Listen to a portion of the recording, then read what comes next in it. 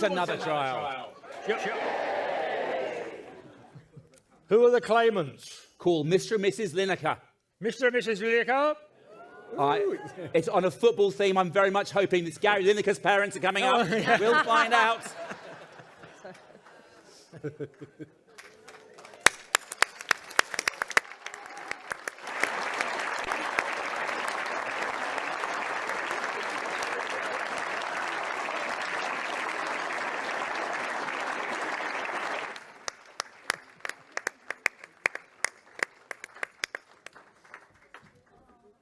You all right? Do you want a hand? There we are. In you go.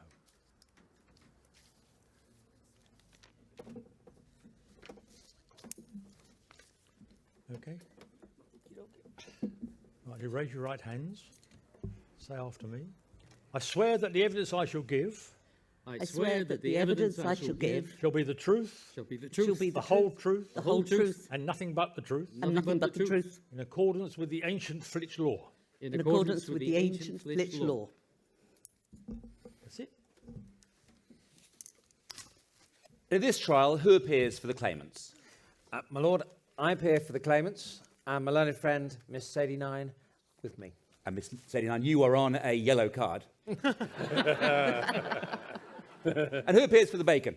I appear for the donors of the bacon, my lord, with my learned friend Tim Clark, KFC. Sorry, KFC. Mr. Daniels. Yes, thank you, my lord. Mr. and Mrs. Lineker, although it's not Lineker you use, is it? No. Can you perhaps introduce yourselves? After you. I'm Amanda Rayner. And I'm Colin Maitland. Now, we're going to start with you, Amanda, because you are related to Flitch royalty. Is that fair? We're not I'd related. like to think so. So, Amanda, tell me this. Who was your mum and dad? My late parents, Des and Claire Rayner. Thank you. Now, if your lordship permits, I have a couple of exhibits, and I'll just get Amanda to verify these. That your parents? Those are my parents. And your parents in this photograph were doing what we do. They were the counsel in the Flitch trials. Absolutely, yes. Probably doing it better than you. Undoubtedly. I've only won one. Come on, members of the jury, come on. And this is also your parents. My parents and his in-laws. And on this occasion, they weren't counsel, were they? They were not. They were claimants. They were claimants. Fabulous. And as claimants, did they win? Of course. Now, Colin, on to you. Colin, your parents were also on the stage. They were indeed. They were a comedy double act, if you like, and toured. And earned their livings on the variety theatre for many, many years before emigrating to North America.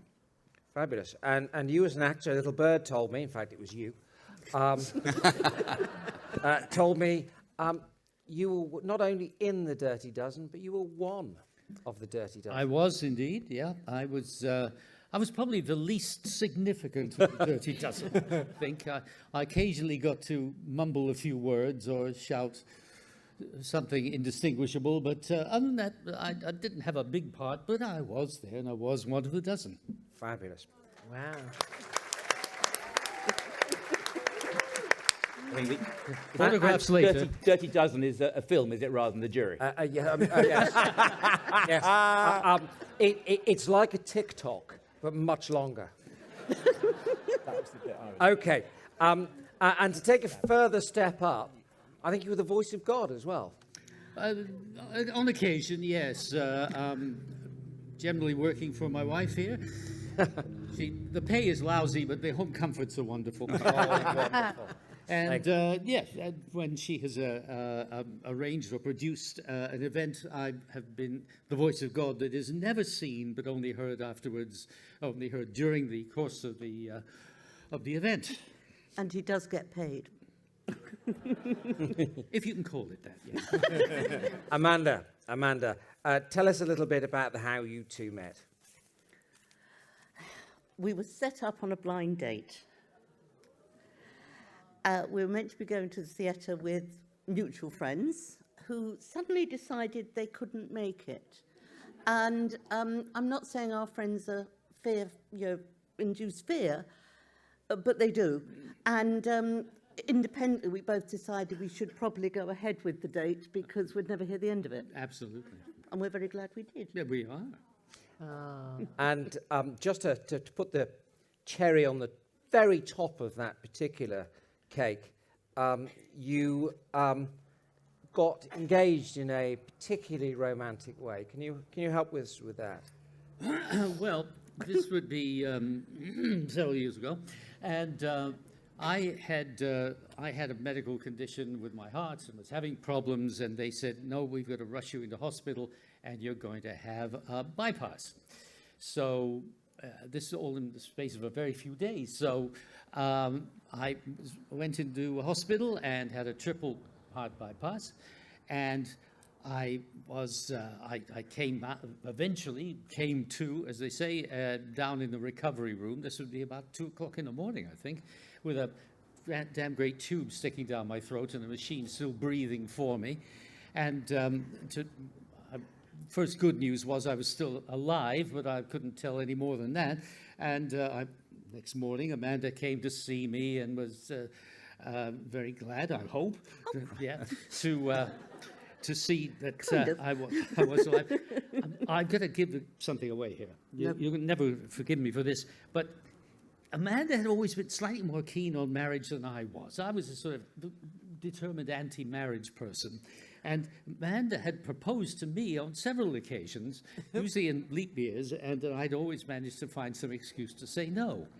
And Can I point out that we did have a shared mortgage and we're living together at that point, so it's probably just as binding. Yeah. Looking back, I can't quite see what my point was and all that, but never mind. So I finally woke up and they took the tube out from my throat and they switched the machine off and I was able to breathe properly, and there was Amanda standing right next to me and a hand in mine. And for some reason, I've always claimed that I was still slightly delirious from the drugs. I just said to her, look, when I get out of this, what the hell? Do you want to get married? And she looked at me and said... My precise words were, as I collapsed into an NHS plastic chair, you bugger. And then I turned and looked at the nurse at the bottom of the bed and I said, you're a witness. That was a yes, I accept.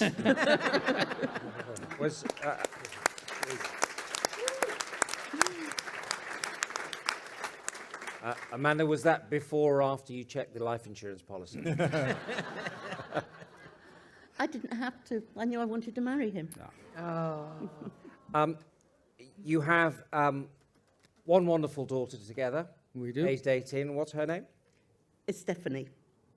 And before you had Stephanie, you had some difficulties with that. Well, in fact, we had a lot of difficulties, and Stephanie is in fact adopted. But it wasn't an easy path, was it? It certainly wasn't.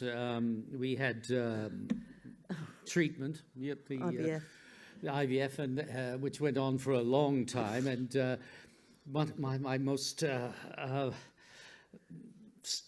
strong memories of all this is that one had to go along with the medical advice if you wanted to achieve pregnancy. Keep it clean. Yeah, well, I'm doing my best. Anyway, I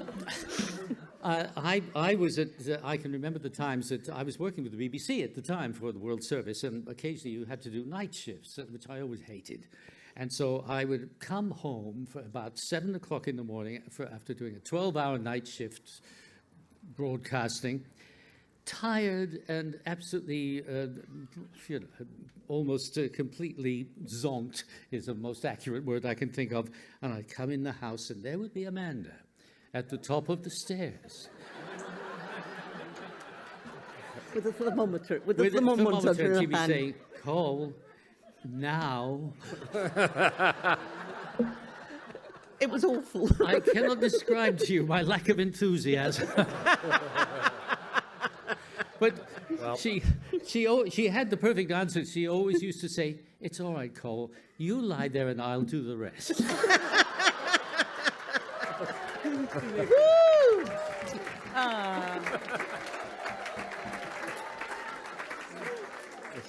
Thank you, Colin. I now have the definitive definition of too much information. You share a lot of hobbies together. You share a love of the ice, I understand. Yes, I Yes. think you'd say that. Yes. I love watching and photographing figure skating. And I've previously spent a lot of my time lying flat on the ice with a camera in my hands, taking photographs. And I love ice for ice hockey. And I spent a lot of my time lying flat on the ice, having been flattened by somebody else from the other team. But we both agree that one way we can agree, ice is best in a whiskey. Absolutely. Yeah. You like antique fairs, and We you've do. bought some unusual things along the way. We have. Just tell us a little bit about that. You have a fuel pump somewhere, do you? Well, yes, in our living room stands a 1934 full-size fuel pump, which we bought on a whim and had it transported down from Yorkshire, and then spent the next 6 weeks getting all the horrible workings out of it, all the gubbins that pumped the fuel, and cleaning it off of generations of old diesel oil and everything we else. did it together. We did it together. And then we hauled the damn thing into the house and put shelves in it, and it now contains all our alcohol. A different type of fuel. Colin, in terms of pumping that, do you do that yourself, or do you let Amanda do it? We share all such things. I'm grateful. I'm grateful. Okay. One of the things, Amanda, that you like in the morning is a cup of tea. And who brings you that? Colin, of course. And does he do that come what may? Absolutely. Well, yes. I can remember when I'm a tea person in the morning. Amanda tends to drink herbal tea, something like It's that. But still tea.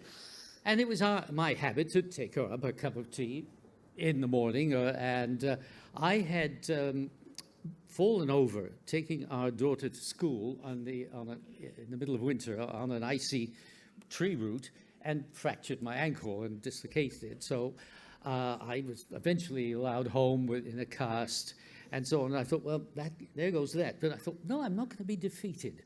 So I found a way of putting a cup of tea on the tray for her and pushing it upstairs, walking up on my knees, and then shuffling on my knees round to her bed and handing her the cup of tea. I mean, the door opened and I looked, and in came Colin. And all I could see was half of him bobbing along. And he didn't say a word. He just sort of put the tea down next to me and bobbed along and went out again. Not a word was spoken, but I got my cuppa. Thank you. Amanda, finally, we could talk a little bit about holidays. You like to have your holidays organised for you, I understand. Whereas Colin's approach is that he likes to do it himself. He tends to freestyle. Yeah. Freestyle. And how has that worked out for you? Well, San Francisco. yes. One memory there is that we were in San Francisco. We'd never been to the city before, and Amanda said, "No, we've got to book a hotel ahead of time." So I said, "No, you don't. You just get to the airport and take a look. They've got lists of hotels, and pick one in the right spot. Just go on down, book it, and go in." She said, "Oh, all right, on your head be it." Well, we booked what seemed like a perfectly reasonable hotel in the center of San Francisco and went, and went in, and it was strange slightly that the lady behind the desk was wearing saffron robes. Yes. Which we thought was a bit odd, but never mind. And she said, now, the room, I'm afraid, is on the 7th floor. And we said, well, that's all right, take the lift. She said, well, no, the elevators are out of action at the moment. Okay, it was too late then, so we took our luggage up, put it in the room, which seemed perfectly all right, went out, had dinner, came back, went upstairs, and went to bed. Over to you. Having said, we'll do it your way, on your head be it, we woke up in the middle of the night, and it was on his head. And on the floor, and across the bed, on top of... The mice were everywhere.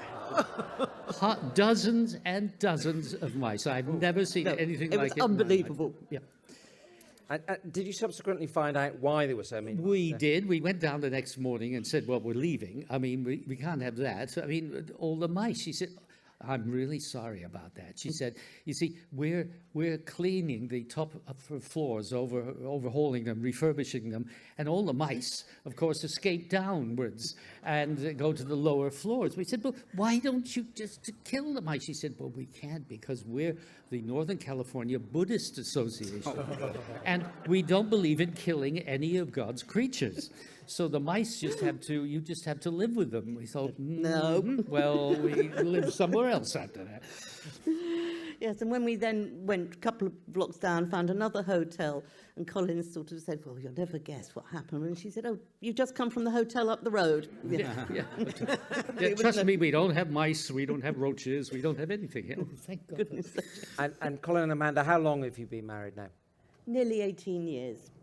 And what has it been like? It's been fun. Yes. Literally fun. We have. If we can't laugh somewhere in the day, we know there's something very wrong, and sometimes at each other because we have our own foibles, and I'm sure. And at ourselves. Yeah. I mean, even through the whole fertility thing, don't worry, I'm not going to give you too much more information.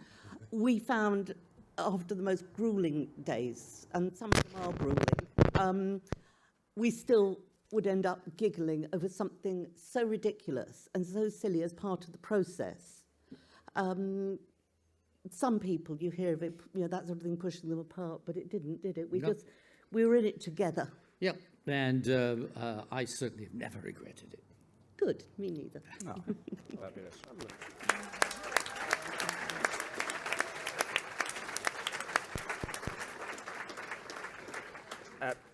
Amanda, Colin, thank you very much. There'll be some more questions. Ms. Stone. Okay, Amanda and Colin, I'd like to hear more about the voice of God, which I'm sure the bishop would also like to hear about. Could you give us a demonstration, please? Well, Do I cue you in? Well, yes, by all means. I'm an event manager. I produce award ceremonies and conferences, and as Colin says, he's my voice of God. So I'm on headphones, he's on headphones, our whole crew are on headphones, as indeed are our crew at the back there. And I would say, right, stand by, and voice of God, you're live in 3, 2, 1, go, voice of God. And I would say something like, ladies and gentlemen, please give a hand to the winners of the Barbecue of the Year Association, Mr. and Mrs. Blenkinsop of Lower Halstead, or something like that. More pretentious, perhaps, than that. I'm not seen, they just hear the voice. And as long as you enunciate carefully and make sure that you don't hit the mic, and make sure that you could pronounce the winners' names correctly. Nothing offends people more than having their names wrongly pronounced. That's about it. That's cool. It's a slang term, voice of God. A VOG. Yeah. Very good. I mean, I myself am the voice of Nizoral, the voice of dandruff on Spotify. So I can tell that is lovely stuff. It says here in the statement that you like jazz. I'm sorry to hear that. How do you know when to clap?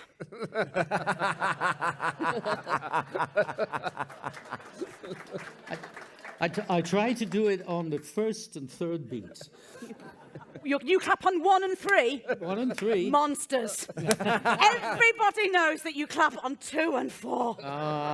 That's old-fashioned. Everyone, don't give them the bacon. So, it says here that you, you told us that you proposed under anaesthetic. You can't remember it, but you don't regret it. That's how I feel about Glastonbury, not marriage. So, it says in the notes that you have a £35 dog. Fine if it's a Great Dane, less fine if it's a Chihuahua. So, please tell us about your dog. We have 2. Oh, We have 17 and a half each, or No. one is 13? The big one is what's known as a Scholly. He is a German Shepherd crossed with a Border Collie. And this is, I think, we did this together. We got it wrong because our darling daughter at the age of 12 said, I want a dog. And we forgot to say no. And then 2 years later, she said it again. And what did we say? Yes. We said yes. So we now have these 2 dogs. And we should have known the Scholly was going to be the monster that he's become, because we saw him as a 7-week-old puppy on the farm, and he already had paws which were about that size, and logic it indicated that he was going to be huge, which he's turned out to be. Yeah. But, well, our daughter loves him, and what else can you do? Really, don't well, we? I suppose we do. But we agree on it. And I suppose the big question, given the size of the dog, would you share the prize with the dog? I don't think we'd have any choice. I think he would make his own mind up about that. Yeah, he'd have it before we got it. So on to the meat and your suitability for this quantity of meat. That's my main issue, really. You're a similar age to my in-laws, and my father-in-law can disappear to the toilet for an hour after a cooked breakfast. So I'm just wondering how you plan to handle a flitch of bacon. Very quickly. Very, very carefully, I would say. We'd use it as an excuse to have a party. Yeah. You're all invited. But we're not telling you where the party is. I have the address. No, we would probably use it. We would have a party. Oh, we would, and share it round with our friends. It'd be great. We'd love it. Okay, well, thus endeth my questions. Thank you. There we go. Thank you very much. Ms. Stone, we heard earlier from Ms. Nine. Hey, Dougie the musical. Is that anything to do with you? Yes, I wrote it. And are there any songs from Hey, Dougie the musical? Yeah. Anyone would know? Yeah, there are. I mean, there's a song. I didn't write the song, but I wrote the script for the musical. The lyrics are quite tricky, but the song that did get to #1 goes like this. Stick, stick, stick, stick, stick, stick, stick, stick, stick, stick, stick, stick, sticky, sticky, stick, stick. #1.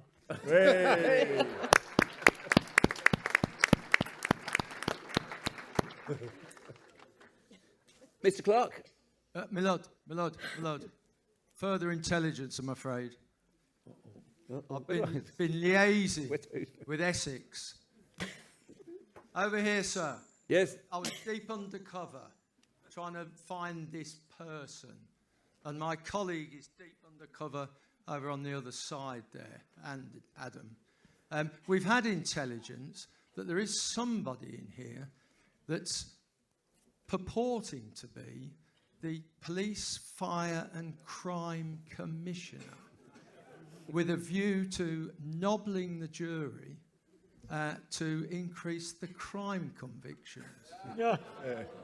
As a result, the Metropolitan Police, finest police service in the world, their surveillance operatives have been in the room, and we believe we've identified the culprit. Fool of a man. I mean, a commissioner wouldn't even know what a court is, let alone where to find it. But anyway, we believe that the members of the audience may be able to help us. So if there's anybody in the audience that can see anything that may have tagged this individual, please put your hand up. Please don't be frightened. We'll get you witness protection. We may just point you to perhaps the back of a chair. Anybody notice anything? Is that you, sir? Ah, what have you found, sir? What have you found? Could you read it? I've met the Met sticker. Fantastic. You can rely on the Met to catch a crook, unlike these Essex chaps. What? So, there he is. Now, hold on. Blood. There was a surveillance photograph taken earlier, and I believe it's the same gentleman. Well, this is Mr. Hurst, the commissioner. No, it can't be. It's an imposter, sure. That's ridiculous. Let's go. Would you please leave my court? Well, this was intelligence from the Essex Constabulary. Well, there we are. Right. Well, he's obviously got a lot of work to do still, hasn't he, having been re-elected?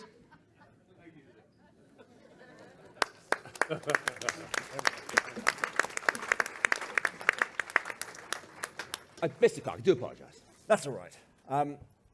Members of the jury, we appreciate on this side that the sympathy and affection of the jury and the crowd may temporarily be with the claimants. And so I've decided that the most strategic approach I can make is to be rude about my learned friend Ian Daniels. Ian's questioning clearly was an appeal to local prejudice and an appeal to a rose-tinted view of history. Just because that worked for Kemi Badenoch doesn't mean it's going to work here.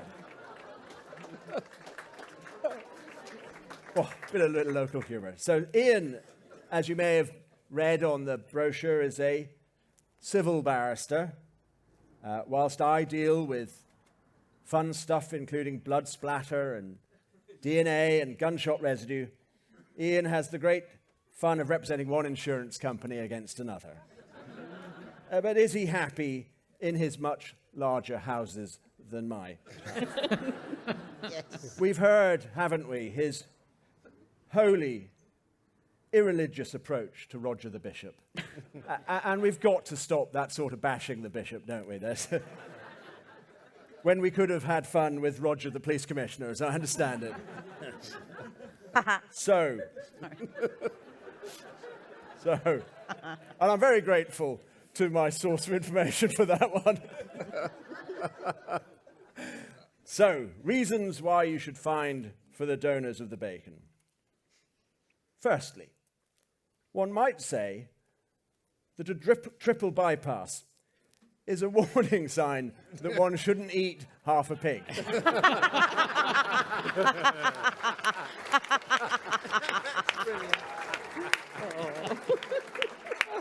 Secondly, there is such a thing as being too happy. Do you really want to endanger his cardiac condition? It was 20 years ago. Thirdly, they hide behind false identities. How many of you thought when you heard Mr. and Mrs. Lineker that you were going to turn around and see a crisp salesman? Fourthly, they appear to have somewhat divergent attitudes to the institution of marriage and the consummation involved in the same. Fifthly, the requirement that tea is served even when severely disabled. And finally, and Miss Stone is very keen, I should mention this, your heretical attitude to when to clap during jazz disqualifies you, we would say. Disqualifies you from winning. And for those reasons, members of the jury, we appeal to you on behalf of the donors of bacon not to be generous. Thank you.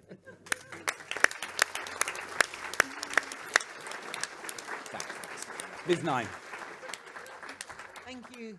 Thank you very much indeed, ladies and gentlemen. Ladies and gentlemen. No.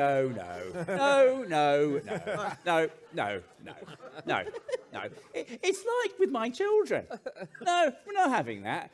You probably haven't brushed your teeth either today. No, put that down. What? No. Put my script down, but my lord, I need... Miss Nine. Oh, has it caught up? My lord, I would never blatantly advertise. I happen to work for the BBC. As we know, that is completely and utterly not allowed. If I was that type of person, I'd have put these... I have one. I've got one. We've got one. If only I could say something without giggling. That's all I can say. Ladies and gentlemen, we're at the last of the trials, and the Flitch trials is all about loving each other. It's all about never having that word of saying, I hate you, or I wish I wasn't married.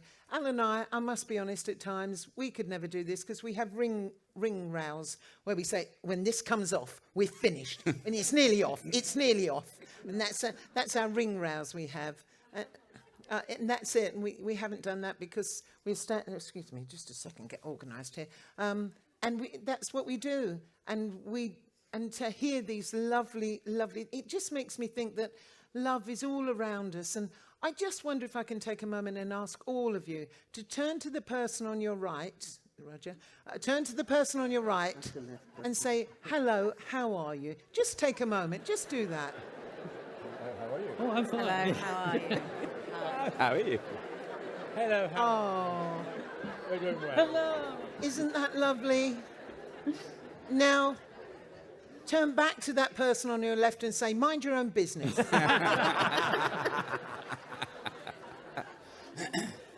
But love, I mean, it exudes, doesn't it, from this couple? Ladies and gentlemen of our lovely jury, and, you know, you're up a long time now without a drink, so bear with us. We're getting to the end. Just keep your sympathy going, because I know when you're young, it's like, for goodness sake, get on with it, that old woman over there. Let me tell you now that Claire Rayner was the mum of Amanda, and Claire Rayner was the first ever agony aunt, wasn't she? She righted more weddings than we'll ever see up here at the Flitch trials in 900 years. Are you agreeing? Yeah. Amazing lady. She had a great way with people. It was always, all right, lovey, wasn't it? Lovey. Hello, all right, lovey, I can sort that out for you. And she did. And I think it's shown that her daughter has followed her footsteps in that she's taken her mother's advice. She's listened to those things. She's allowed her husband to crawl around the bed with a cup of tea. I know. I haven't even had a drink. I mean, Al, bless him, I found myself a little toy boy. So, you know, he can do... Well, he's 3 years younger than he thinks I am. Anyway.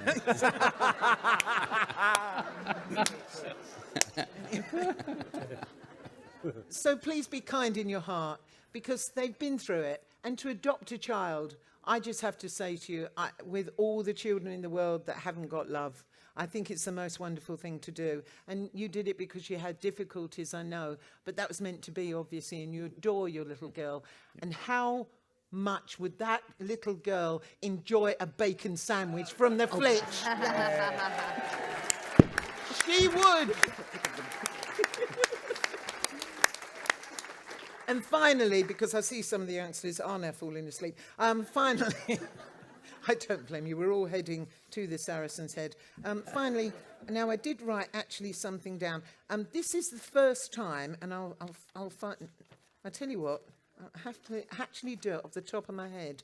This is the first time that we would have a claimant who won many years ago, and now a descendant of a claimant standing there who may win.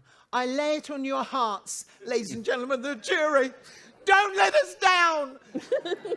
Prove all those people who say the youngsters don't know what they're doing wrong. Do it. Give them the Flitch. Off now. Slightly over the top. Well, members of the jury, you're almost finished with your duties today. You've done fantastically, and your role is important for us. The Claire Rayner Amanda's mother was my counsel when I first did it back in 1996. It's unbelievable, you might think, how young looking I am and how impossible that is. But she was terrifically supportive to me as a youngster of your age at the time, and so I do have a personal sense of what a classy lady she was. But you need to deal with this case on its own merits, because if you're not reassured by Amanda and Colin, then they don't win. But if you are reassured, and it's not just the 17 and a half years of marriage, it's a 30-year relationship, and if you are reassured by the heartbreaking nature of the proposal, and if you are reassured by the efforts and the pain and of seeking to have children and be prepared to tell strangers here about that and what that does to your relationship that you get through. And if you are reassured, because I thought there was that answer that I didn't like, that I thought that Colin said, it's fine. Because I have that in my household, things are fine. And when that word comes to me, it's never fine. Things are really quite serious. Yeah. But actually I misheard, because he said fun. And fun in a relationship and keeping that going is really one of the, you might find, one of the most important things in a relationship. Well, pleased to hear that.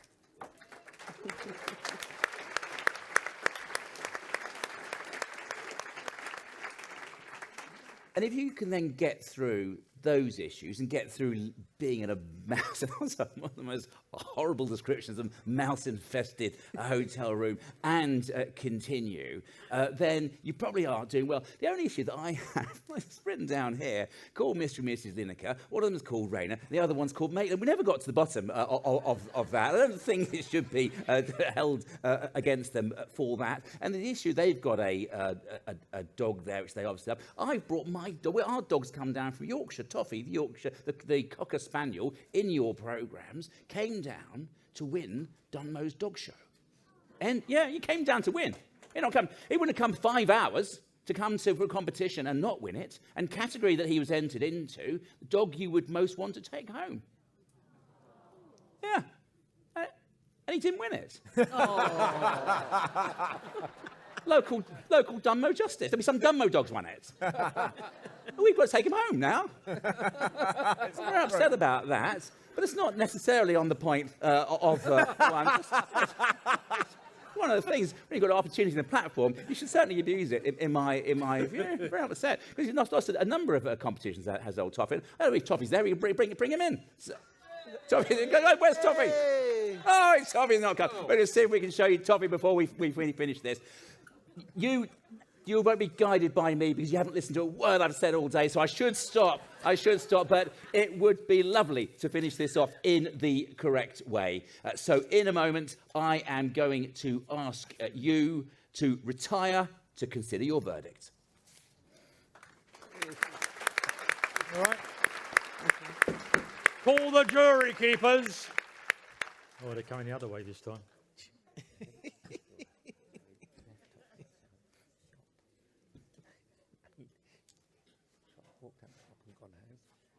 Raise your right hand, and you're going to do it on your own. Put that down. He's got paper. We've got work this time, thank you very much. We're taking over, thank you. I do make solemn oath to this court that I will well and truly convey this jury to a place of safety where they may consider without let or hindrance and that I shall defend them and keep them from all interference with due process of Flitch law. Yeah, more practice required, I'm afraid.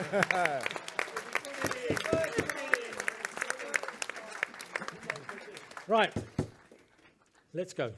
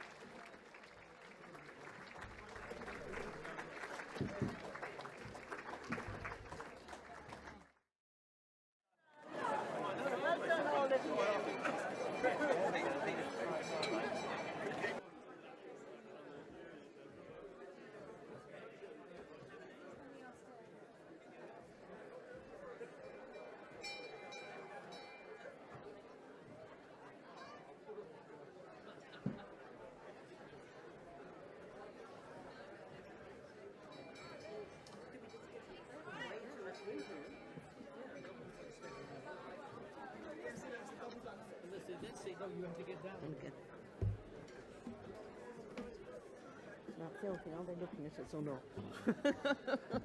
Avoid eye Yeah, contact.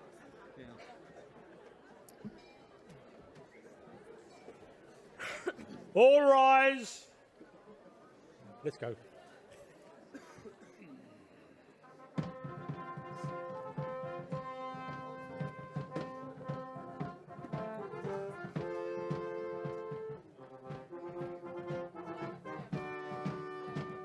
At least they didn't ask us about how old we were. Yes.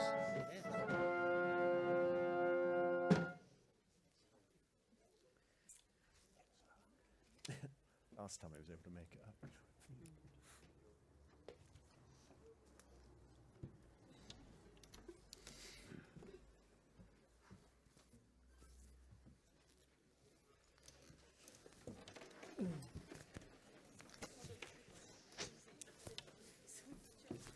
Oh, I knew it had happened at some point.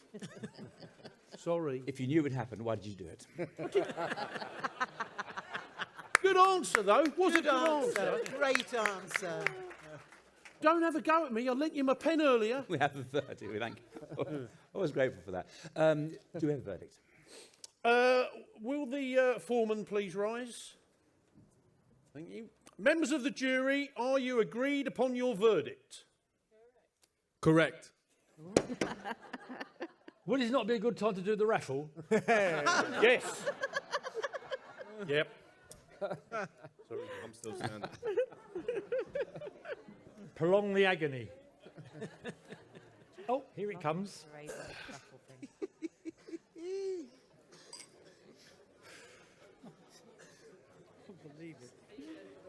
You're going to have a spin without opening it up this time? Can you do that properly? Where's it gone? Oh, there it is. Yeah. How many colours? We've all got lots of colours today, have we? Pink or green? Oh. Anyone got a pink ticket? Unlucky.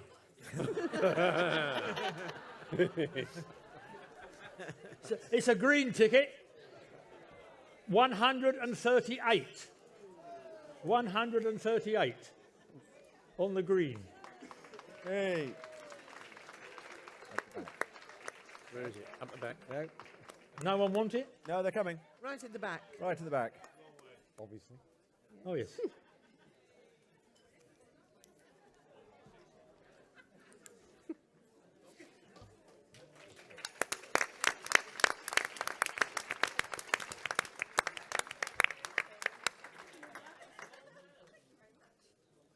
Oh. Hey. Thank you.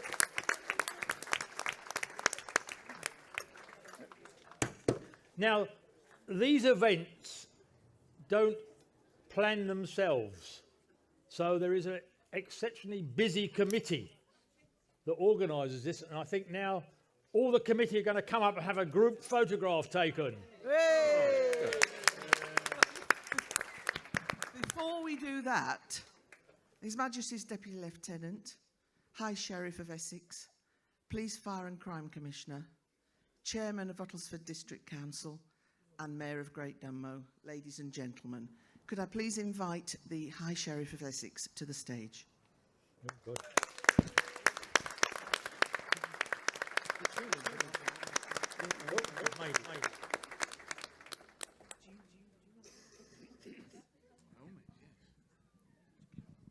Good evening, ladies and gentlemen. Your Honour. As High Sheriff of Essex, a role that has been going for 1,000 years. Oh. So I'd mention it. He hasn't been in it all that time. I have the power to be able to bestow an award. Now, as it was pointed out just a moment ago, these events don't just happen on their own. These take months of planning, of committee meetings, cajoling and hard work behind the scenes. I think it'd be fair to say that you've all had a pretty good time. And this will be a bit of a surprise, I think. But Mark Jones, I wonder if you might come to the stage.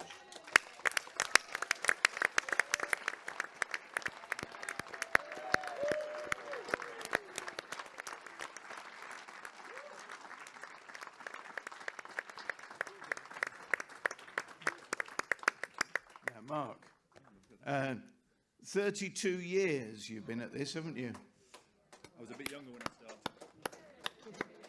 Well, this is the High Sheriff's Award in recognition of great and valuable services to the community, which is for you.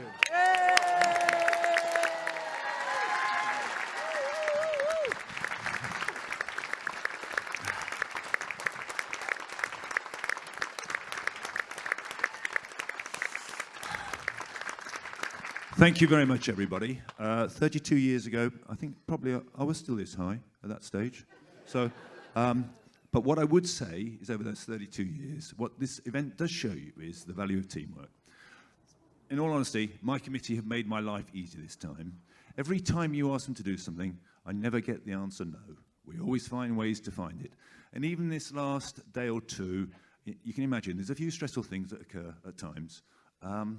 But always we find solutions, from the people doing the streaming, to the television, the bearers, everybody. And actually, you people here, you know, we do all this work, and we really do depend on you delivering. Every member of the team depends on everybody else. And can I say thank you very much for all you've done, and thank you for what you've done for today. And thank you, everybody, for this. And we look forward to seeing you again in 4 years' time. Possibly. 2028. But Helen, I must say, thank you very much. For, you know, and that's fantastic. I'll put that on the thing. Well, I know, but High Sheriff, thank you very much. And, well, that's a privilege and honour. Thank you very much. Yay! I think you always know when you've given the award to the right person when they spend all their time thanking somebody else. Could I have the rest of the committee on stage, please? Pink shirts, this is your moment.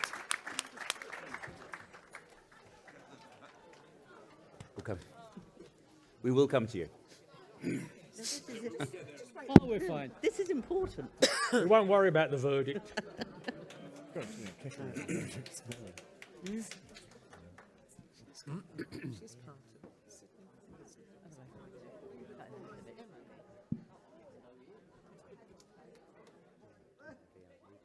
we get out of the way? Ask the clerk. I'll turn to your right. Just tap him on the shoulder and ask him if we should get out of the way of the photo. Emma. No, you'll be all right. They can see you then, can't they? I've not seen That's Martin all right. Dillon No, who asked me to do it. you'll be all right. I was hoping to talk to him about kitchen. Modern technology, they'll crop you out of it. You're all right. Yeah. Yeah, so have I.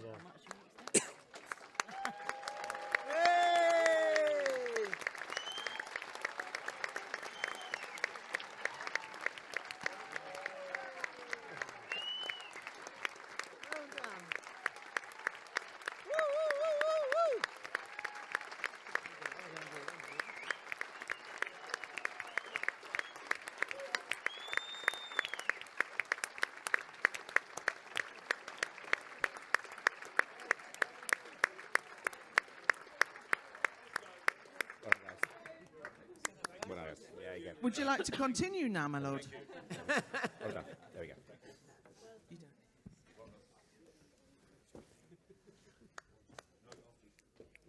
Have a little quick one. Last bottle of red.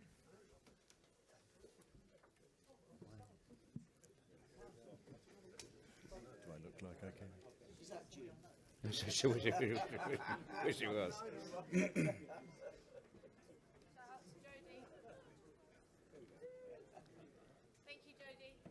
There we go. Well, ladies and gentlemen, that concludes the trials this year. We'll see you in 2028. There we are. Mr. Court Clerk, we do have a verdict. Have we? Oh, right. Right, yeah, keep the water over there. Thanking you. Would the foreman rise again, please? Sorry, you must be whacked out by now. The alcohol. Members of the jury, are you agreed upon your verdict? Yes. Oh. Well, that was going to be a unanimous thing. But. Okay. How say you, for the claimants or for the donors of the bacon? We, the jury, are. Drum roll, everyone, please.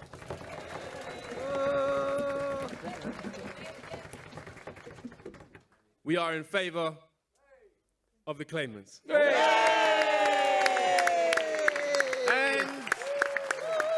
He did it. congratulations, guys.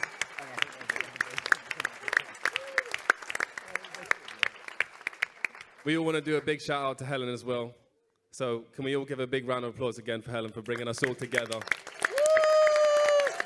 Thank you so much. I don't know where you are. I'm a bit blind, but wherever you are. And also one more thing. I won't talk for too long because I'm not very good at talking, but I also want to give a big shout out to a specific member of the committee, my good friend and neighbor, Alan. Don't know where you are. He's the cameraman today. I love you, Alan. You're a great man. Thank you so much.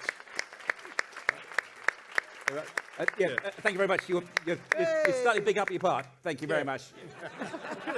Could have got a song in there. A popular verdict there. By the verdicts of the jury, according to ancient custom, you have been adjudged worthy to take the prescribed oath and receive the much coveted award of a whole flitch of bacon. The order of this court is that you be taken to a public place where you will be required to take the said oath, kneeling the while on pointed stones. This done, it will give me much pleasure to pass sentence on you. Thank you, Your Honour. The court will proceed and will retire to form solemn procession alongside the Folks' Hall and thence proceed to the place of sentence, our ancient and respected marketplace. Mr. Usher, we'll call our Honourable Constable of Police. We'll have the closing prayer first, shall we?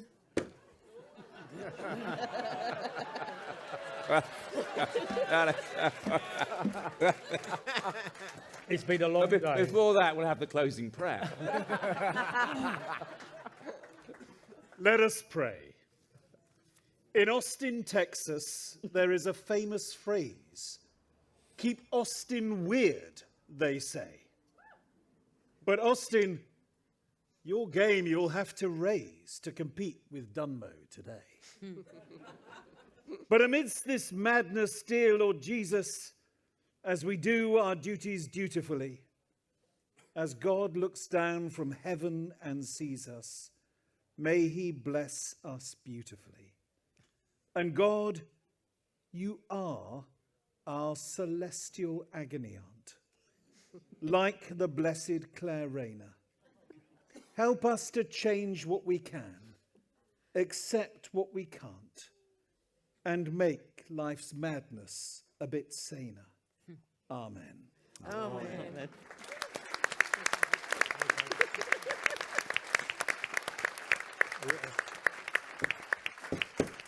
Shall I call the village constable if he can still alive, is he?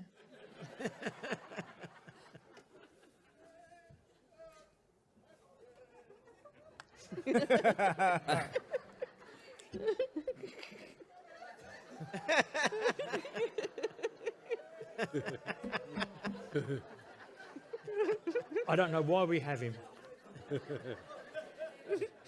That's been.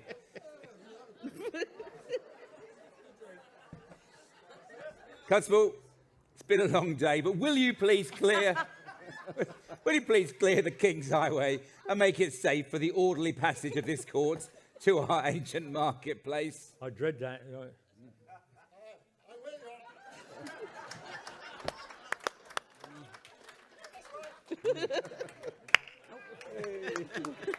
Right. Hey.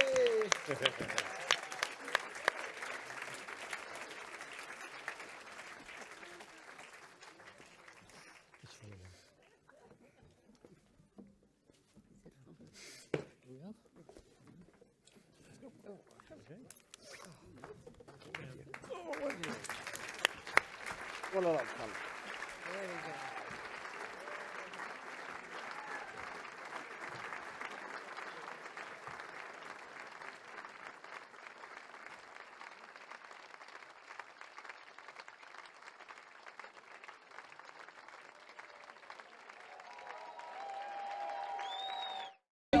Thank you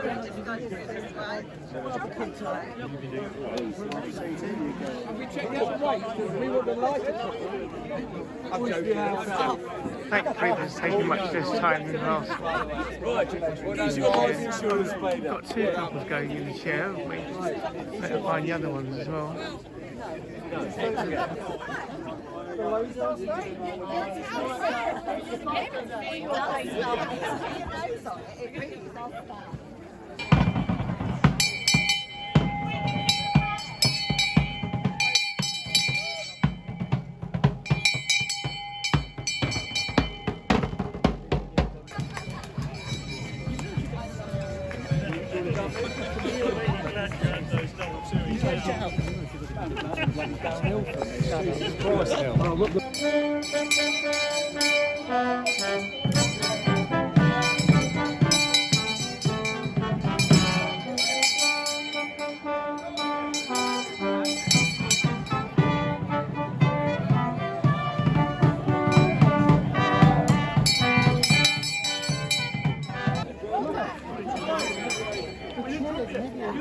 Please form up your 2 lines. Form up your 2 lines. Thanks so much. What? Well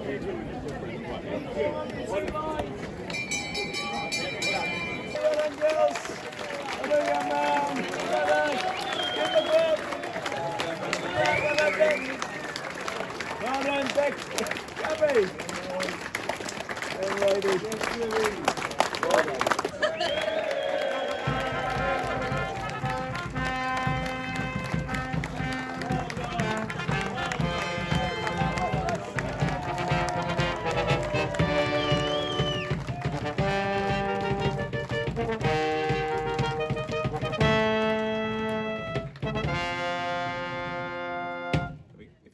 There, and if you're very welcome to go along on your knees if you wish to, but you could.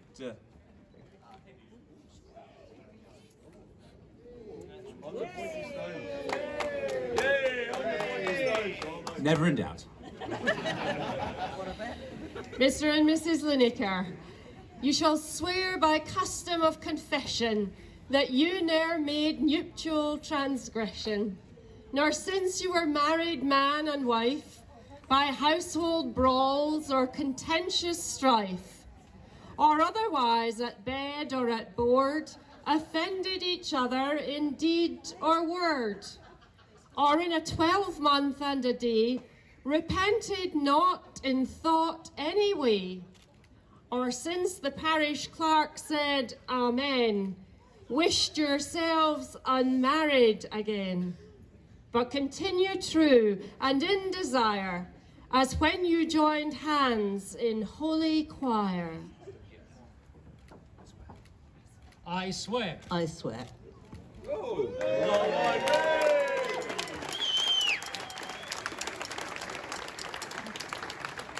Since to the conditions without all fear, of your own accord you do freely swear, a whole flitch of bacon you shall receive, and bear it hence with love and good leave. Remember, one final time, it'll be the bacon 0. For this is our custom at Dunmow well known. Though the pleasure be ours, the bacon